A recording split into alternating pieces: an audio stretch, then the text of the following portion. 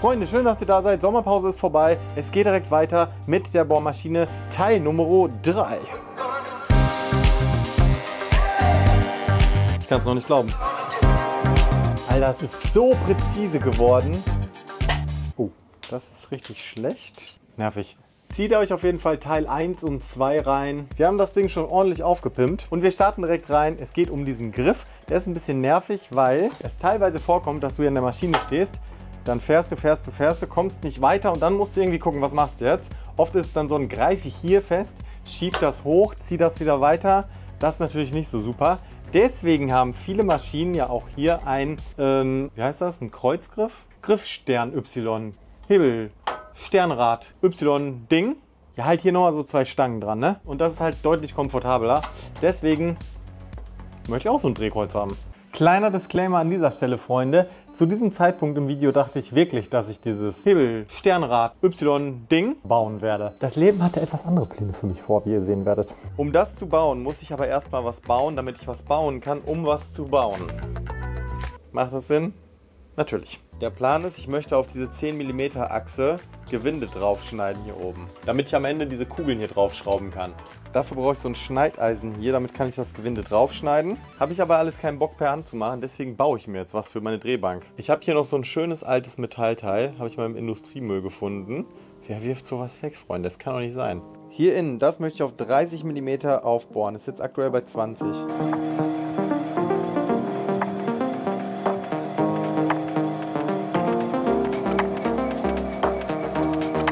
Ganz kurz noch zur Erklärung, wenn ich diesen Hebel hier umlege, dann hakt sich dieser ganze Schlitten hier in die Welle ein und wird automatisch Richtung Werkstück gefahren. Der fährt dann ganz langsam nach vorne, hier am Rad sieht man das.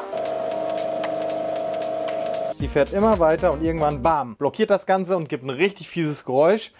Ich habe das schon öfters gehört, ehrlich gesagt. Also was heißt öfters, ne? 1, 2, 5 Mal vielleicht. Das wollen wir nicht. Wir wollen aber auch nicht die ganze Zeit daneben stehen. Denn um das auf 30 aufzubohren, da muss ich echt viele kleine Durchgänge machen. Und auch wenn das nur 2-3 cm sind, dauert das zwischen 30 Sekunden und einer Minute, wo man dann quasi eigentlich nichts machen kann.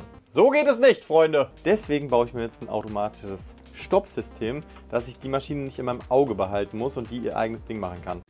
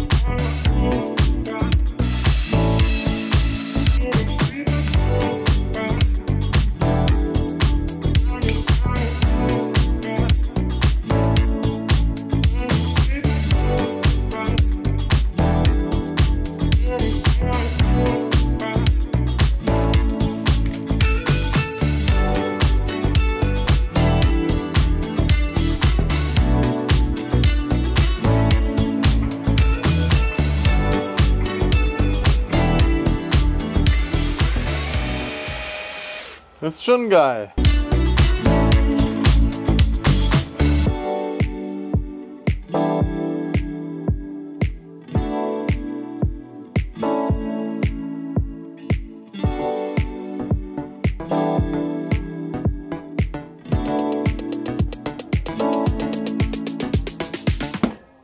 Dieses Teil habe ich mal auf dem Flohmarkt gefunden. Jetzt will ich es unbedingt mal ausprobieren.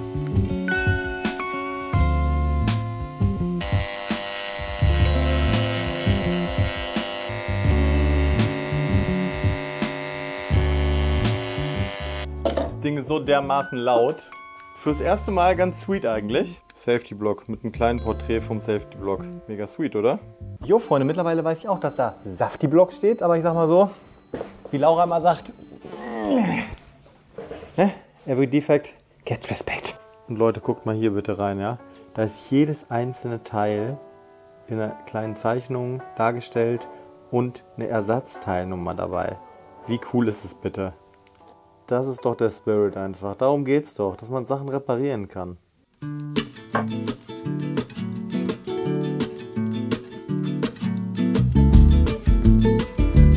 So Freunde, der Safety Block ist fertig. Auf der einen Seite der Druckschalter, auf der anderen Seite Kaltgerätbuchse. Und jetzt müssen wir nur noch ein Loch in meine Drehbank bohren.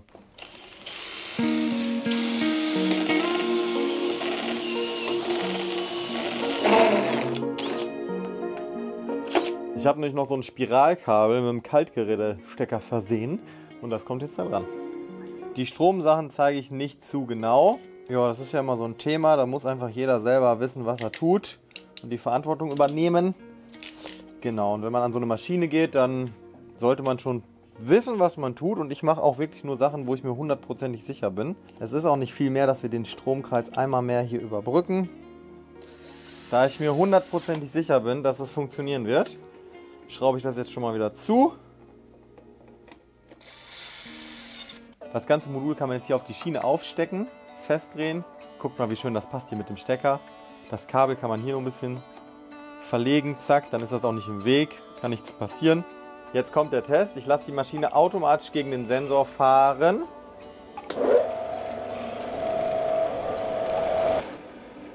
Es funktioniert, Freunde! Bam! Yes! Ey, das ist so geil. So, das macht Bock nämlich. So, wir machen es nochmal. Maschine aus. Ey, richtig geil. Das passt perfekt auf die Schiene, lässt sich einfach verstellen, arretieren.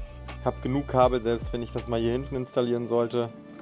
Also, ich bin extrem begeistert von dem Ding. Ich kann parallel, während das Ding läuft, an anderen Sachen weiterarbeiten und dann klack, höre ich, Maschine geht aus, kann neu nachsetzen. Oh, Hammer, Mann, ich finde es so geil, ey. Sieht so schön aus auch einfach.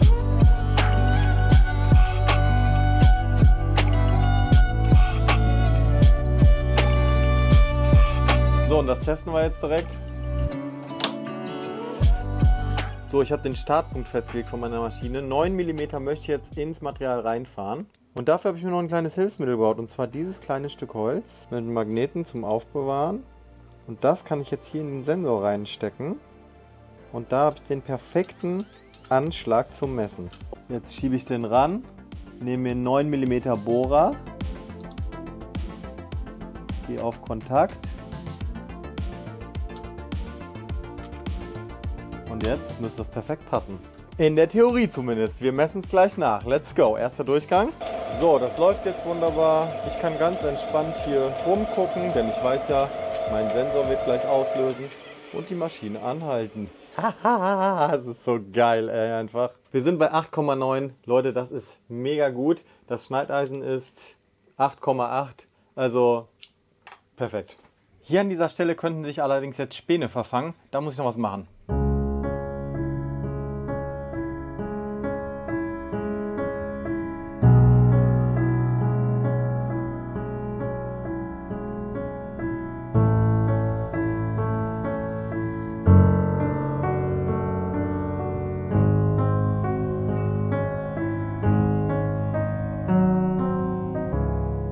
Leute, alles aus Teilen, die ich rumliegen hatte. Das ist ja wohl ein wunderschönes kleines Objekt geworden. Mal gucken, ob es klappt. Zack. Und jetzt können hier keine Späne mehr reinfallen. Können sich hier nicht verhaken. Das kann nicht passieren, denke ich mal. Also ich glaube, das ist ziemlich safe. Hier kann ich es öffnen, um das Ding reinzumachen, zu messen. Mega geil. Und jetzt kann ich mega gechillt andere Sachen machen, weil ich weiß, die Maschine schaltet sich automatisch ab. Juhu! Geil!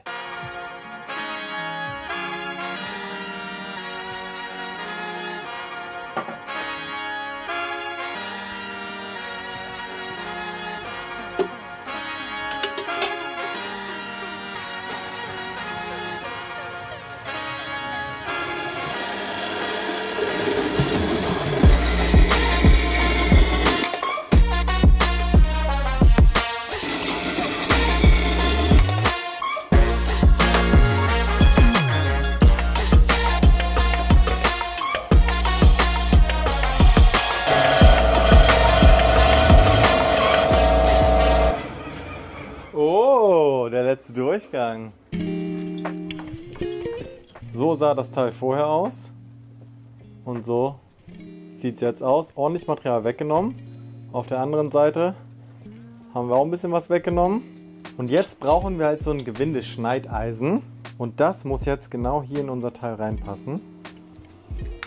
Was es tut. Also es ist wirklich, es wackelt eigentlich nicht, so gut wie nicht. Ne, es wackelt nicht. Es sitzt perfekt drin. Und jetzt sieht man allerdings, dass bei dieser Handversion, die funktioniert folgendermaßen. Da könnte ich jetzt meine Stahlstange zum Beispiel einspannen. Und jetzt würde ich das Schneideisen halt aufsetzen und Runde für Runde in das Material reinfahren. Alles kein Ding der Unmöglichkeit, aber ich möchte es halt gerne ein bisschen einfacher haben. Deswegen baue ich ja das Ding hier. Bei dem Schneideisen sehe ich jetzt, die haben hier so Schrauben und die greifen in diese kleinen Löcher hier, ja, so kleine Vertiefungen. Die muss ich jetzt quasi hier übertragen, damit ich das Ding hinter hier auch schön drin befestigen kann. Oh, das ist richtig schlecht. Ist noch heile. Diese 4 Löcher sind genau im Winkel zueinander. Aber wie bekomme ich jetzt hier genau 4 Löcher rein, die hier perfekt passen? Ja, jetzt bräuchte ich eigentlich so ein spezielles Werkzeug, einen Teilapparat, so nennt sich das. Und da kann man dann genau im Winkel hier in Rundmaterial so Löcher reinbohren. Ja, das wäre jetzt schön. Ja. Spaß, so einen habe ich natürlich. Aber mich bei Patreon zu supporten ist natürlich trotzdem eine gigantische Idee. Danke. Ist der nicht schnucklig? Tschüss. Die Dinger gibt es natürlich in allen Größen. Das ist jetzt ein sehr kleiner. Aber ich habe geguckt, das Ding passt hier rein. So, ich könnte jetzt alles mit einer Messuhr ganz genau ausrichten. Das mache ich jetzt aber nicht. Hier oben sind so Linien. Danach habe ich mich jetzt orientiert. Und ganz ehrlich, das wird schon passen. Und für meine Zwecke völlig ausreichen.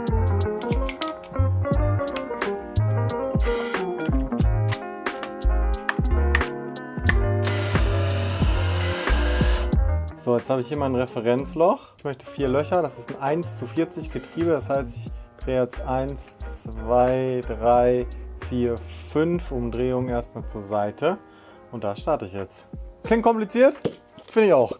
Aber wir kriegen das hin. Ich habe jetzt erstmal einen kleinen Bohrer genommen, um hier einfach nur anzukörnen sozusagen. Okay.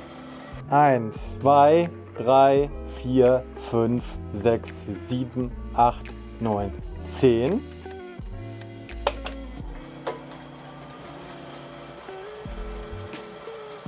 Das Problem ist jetzt nur, dass durch den Druck des Bohrers mein ganzes Teil hier runter gedrückt wird, weil dieser Schwenkpunkt hier ist. Ich glaube, ich muss das nochmal umbauen, alles ein bisschen. Die Idee ist jetzt, dass ich das direkt hier am Tisch befestige. Zack. Ja, die Markierungen sind leider alle ein bisschen unpräzise geworden. Und weil beim Gewindeschneiden wirklich so viel Kraft entsteht, mache ich es jetzt nochmal. Nervig.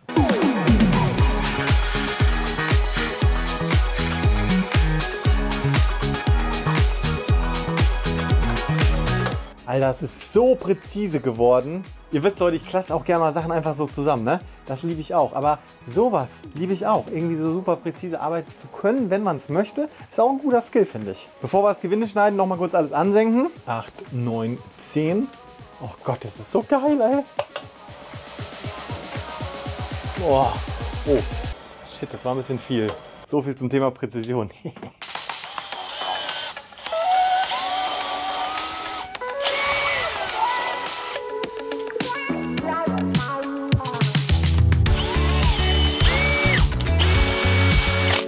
Fertig. Hier innen ist natürlich jetzt überall kleiner Grat. Das schleife ich eben weg. Habe ich auch was Cooles Neues. Hui! Und zwar hier.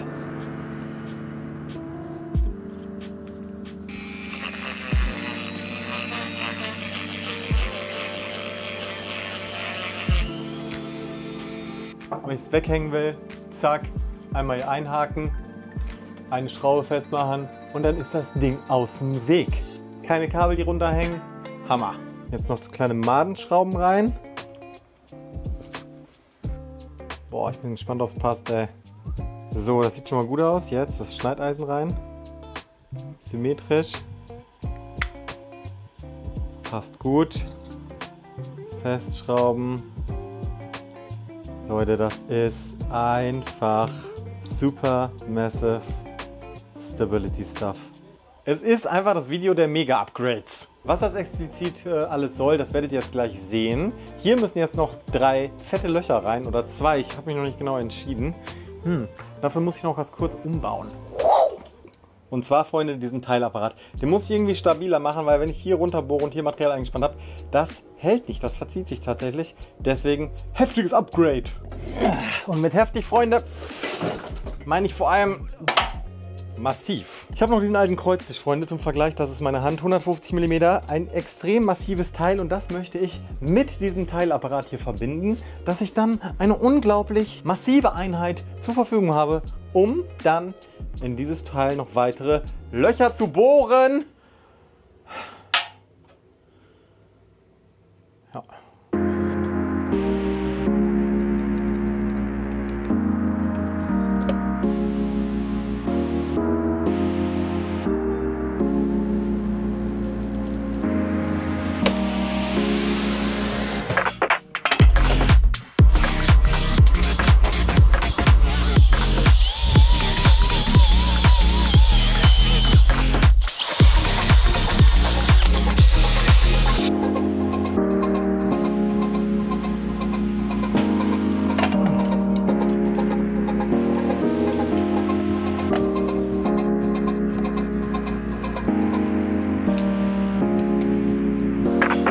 Freunde, es ist immer das Gleiche. Das Teil hier habe ich schon ewig rumliegen, nicht benutzt, wollte ich bei Kleinanzeigen verkaufen. Jetzt habe ich so ein fettes, fahrbares Modul, kann hier dran drehen, alles perfekt ausrichten. So, und hoffentlich, wenn alles gut geht, bohren, ohne dass sich das Teil hier runterdrückt durch den Bohrer. Also es dürfte eigentlich nichts schief gehen. Waren die berühmten letzten Worte. Let's try!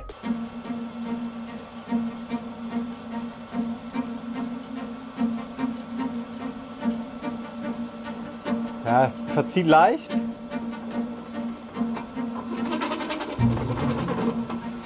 Aber vielleicht ist es okay. Ich habe mich dazu entschieden, nur 2 Löcher zu machen. Das heißt, ich muss jetzt 20 Mal drehen.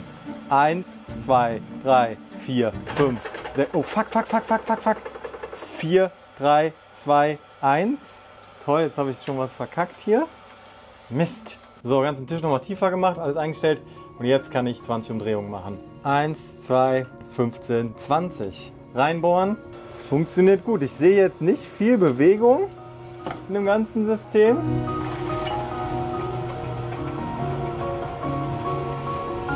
Jawohl, ich bin durch. Juhu! Das passt perfekt, ey. So, jetzt muss da noch ein Gewinde rein.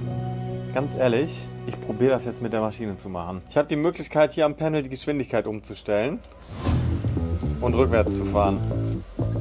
Zack, zack, dann fährt er rückwärts. Let's go! Kann ja eigentlich nichts passieren, wir können ja da durchfahren. Los geht's! Nein. Ja, Power? Ja.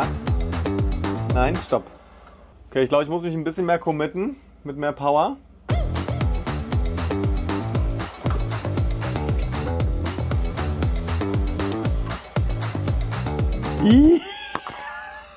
Geil, es hat geklappt, Alter. Das Gewinde sieht super gut aus. Die zweite Seite hat auch geklappt, ganz ehrlich. Das Ergebnis ist ultra gut einfach. So, und hier sieht man auch noch mal, wie schön perfekt mittig dieses Teil ist. Dann machen wir weiter mit der Drehbank. Ich feiere es richtig hart, das ist super geil. Und zwar, Leute, geht es um dieses Teil hier. Kennt ihr ja schon, Freunde, dass dieser Reitstock, da kann man verschiedene Werkzeuge einspannen. Hier jetzt eine mitlaufende Zentrierspitze. Und hier drauf passt jetzt dieses Teil. Ihr seht schon, das hat so gut wie kein Spiel, was jetzt auch wichtig ist. Und jetzt habe ich ja hier meine Gewinde, wo rein jetzt so dicke Madenschrauben gedreht werden. Und damit kann ich das ganze Ding hier arretieren. So, und das Teil muss ich natürlich jetzt erstmal kleine Vertiefungen machen, damit die Madenschraube auch schön greifen kann. So, durchs Festziehen von der Madenschraube habe ich jetzt hier eine kleine Markierung und weiß, wo ich bohren muss.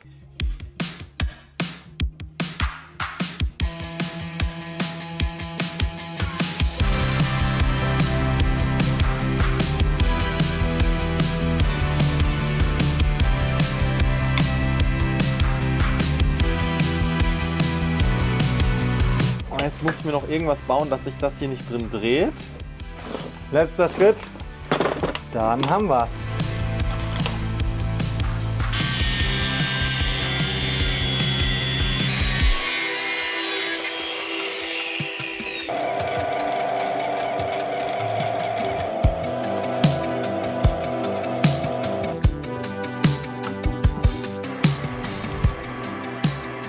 So, und jetzt kann ich hier meine spezielle Schraube, die ich mir angefertigt habe, reindrehen. Die fährt in dieser Nut hier. Einmal richtig schön fetten. Kommt das Ding hier rein. Wird angezogen. Und jetzt kann sich das Teil hier bewegen, wie man sieht. Ja, nach vorne, nach hinten. Konnte es vorher auch schon, aber wenn ich diesen Punkt nicht hätte, dann hätte ich nicht so viel Weg, den ich fahren kann. So, und jetzt nehme ich hier meine 10 mm Stahlstange, spanne die schön ein. So, jetzt fahre ich meinen Schneideisenhalter hier dran. Zack, spanne mir das fest. So, und was jetzt theoretisch passieren soll, die Welle dreht sich, ich drücke meinen Schneideisenhalter hier kurz ein bisschen rein. Er kann sich ja nicht drehen wegen dieser Arretierung hier oben. Und dann sollte er sich einfach so auf die Maschine draufziehen. So die Theorie. Dieses System gibt es natürlich auch schon, kostet aber sehr viel Geld. Mal gucken, ob die hausgemachte Variante genauso gut funktioniert. Los geht's!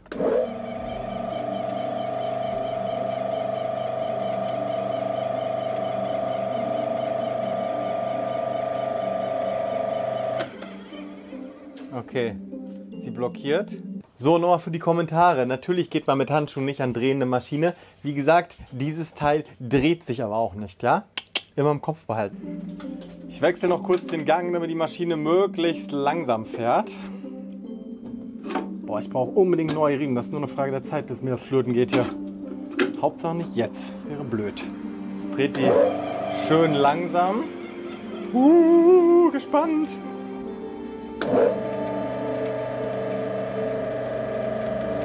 Oh, voll nervig. Wieso funktioniert das denn jetzt nicht, ey? Na, falsche Richtung. So, jetzt aber. Hä? Laber nicht! Laber nicht, Leute! Es funktionierte! Leute, ich glaub's nicht, es ist drauf. So, jetzt Rückwärtsgang. Und? Es fährt automatisch zurück. Und? Da ist es! Das Gewinde! Alter, was?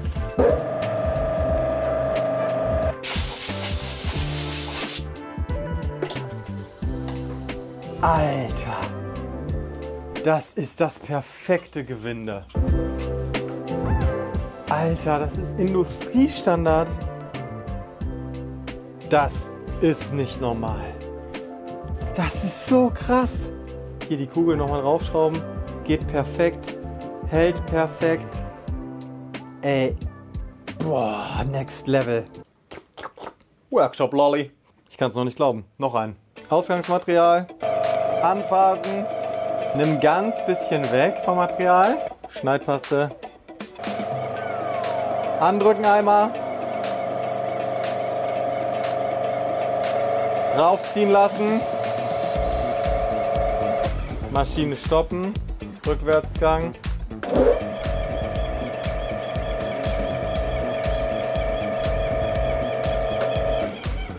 Gewinde ist da. Ist das geil, Alter. Ich glaube es nicht. Fertig. Zack. Ey, das ist so gigantisch, ne? Es ist einfach das Video der modifizierten Modifikation. Mach das mit der Hand. Wenn du das mal gemacht hast, weißt du ganz genau, wie viel geiler diese Methode ist. Leute, bevor ihr jetzt denkt, Alter, voll die Prokrastination, du wolltest doch nur hier dieses Hebel-Sternrad Y-Ding bauen. Naja, Leute, ich sag mal so. Ist es Procrastination oder ist es Pro-Customization?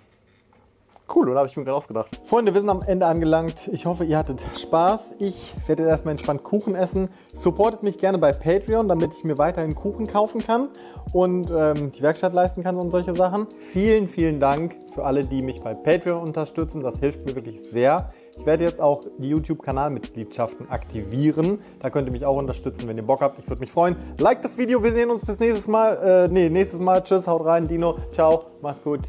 Hä? Ja, blockiert schon wieder. Tschüss, tschüss, tschüss.